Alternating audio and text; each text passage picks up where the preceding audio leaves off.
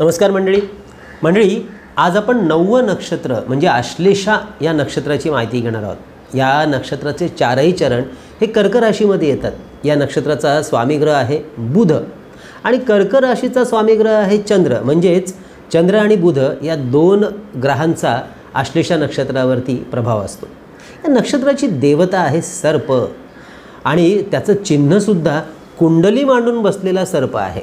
सर्पाप्रमाणे यांच्या स्वभावामध्ये सुद्धा एक प्रकारची गूढता असते। यांच्या स्वभावाचे आकलन पटकन सामान्य माणसाला होत नाही। ज्योतिषशास्त्रानुसार सर्वात भय निर्माण करणारं हे नक्षत्र मानलं जातं, कारण याच नक्षत्रामुळे गंडांतर योग होतो आणि याचा गणसुद्धा राक्षस गण आहे। त्यामुळे या नक्षत्रावर जन्मलेल्या बालकाची पुढील आयुष्यामध्ये त्याला त्रास होऊ नये म्हणून या योगाची आणि नक्षत्राची शांती केली जाते। तसेच कोणताही अदृश्य शक्तीचा त्रास कमी होण्यासाठी या जातकांनी नेहमी ओम अनंत नागाय नमः, ओम अनंत नागाय नमः या मंत्राचा जप अवश्य करावा, अगदी रोज करावा। सोमवारी 11 वेळा नवनाग स्तोत्राचा जप करावा। नवनाग स्तोत्राचा 11 वेळा जप सोमवारी करावा। या नक्षत्राचं नामाक्षर आहे डी डू डे डो। मंडळी, मी वास्तू ज्योतिष सल्लागार नयन धोत्रे आपल्याबरोबर गप्पा मारतोय आपल्या यूट्यूबवरील चॅनल ज्योतिष कट्टा यामध्ये। मंडळी, वास्तू, ज्योतिष, मंत्र, साधना, उपासना अशा विषयातल्या विविध मुद्द्यांची शास्त्रोक्त माहिती घेण्यासाठी ज्योतिष कट्टा हे चॅनल अवश्य सबस्क्राईब करा आणि हो, आमचे व्हिडिओ वेळच्या वेळी पाहण्याकरता सोबत दिलेलं बेलचं चिन्हसुद्धा दाबा, त्यामुळे एकही व्हिडिओ आपण चुकवू शकणार नाहीत। चला तर मग आज आपण माहिती करून घेऊया कर्क राशीमधील नक्षत्र आश्लेषा या नक्षत्राबद्दलची।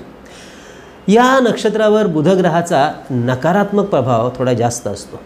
समोरच्या माणसाला धोका देण्याचा स्वभाव या बुध ग्रहामुळे जातकामध्ये दिसून येतो।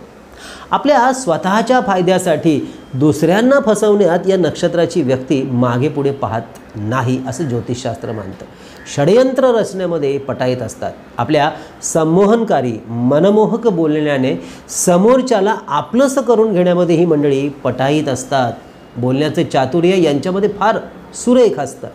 हिप्नोटिझम करण्यामध्ये सुद्धा ही मंडळी प्रभावी असतात। त्यामुळे दुसऱ्याचा विश्वास जिंकण्यात नेहमीच यशस्वी होताना दिसतात। जगासमोर यांच्या वागणुकीमधून यांचा फक्त चांगलाच चेहरा नेहमी दिसतो।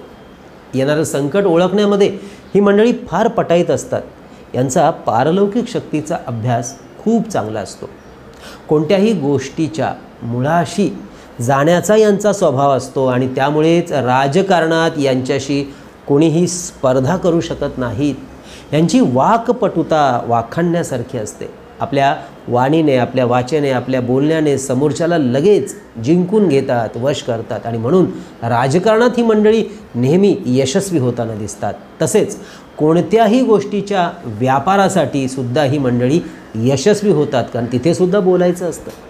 समोरच्या व्यक्तीकडून जोपर्यंत लाभ आहे तोपर्यंत त्या व्यक्तीबरोबर आपले असलेले संबंध अत्यंत घनिष्ठ आणि दृढ ठेवतात। नोकरीपेक्षा व्यवसायामध्ये यांना जास्त यश मिळतं।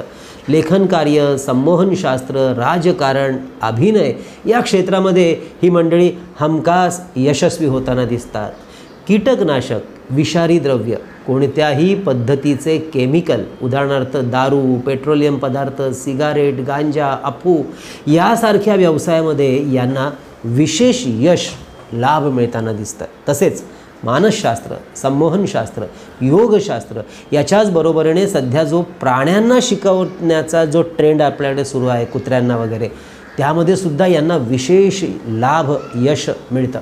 तसेच बुधाचा प्रभाव असल्यामुळे साहित्य, लेखन, पर्यटन, कुरिअर, टेलिकम्युनिकेशन, भाषातज्ञ, पत्रकारिता, वस्त्रनिर्मिती, गाईड हे क्षेत्रसुद्धा यांना चांगलं कार्य करण्यास उत्तम समजलं जातं। गूढ विषयामध्ये सुद्धा यांना चांगली प्रगती करता येते। मंडळी, ही होती आश्लेषा नक्षत्राची माहिती।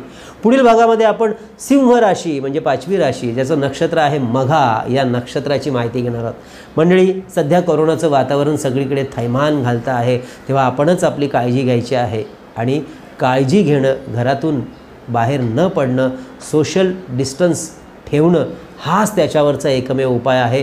तेव्हा अवश्य आपली काळजी घ्या, आपल्या कुटुंबियांची काळजी घ्या, स्वस्थ रहा, आरोग्यवान रहा, कळावे लोभ असावा। धन्यवाद।